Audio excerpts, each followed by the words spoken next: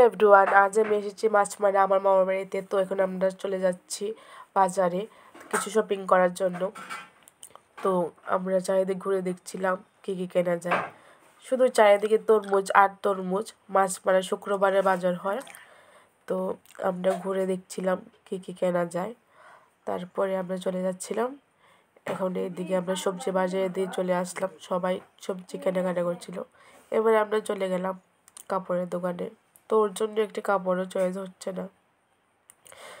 আমরা একটি ড্রেস দেখেছিলাম, তো এখান থেকে একটি ড্রেস নিয়েছিলাম ওর জন্য।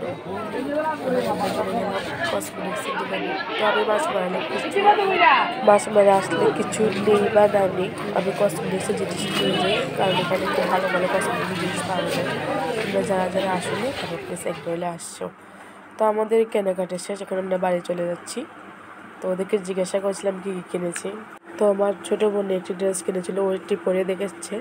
তো আজকের মধ্যে আমার ভিডিও এখানে শেষ, টাটা।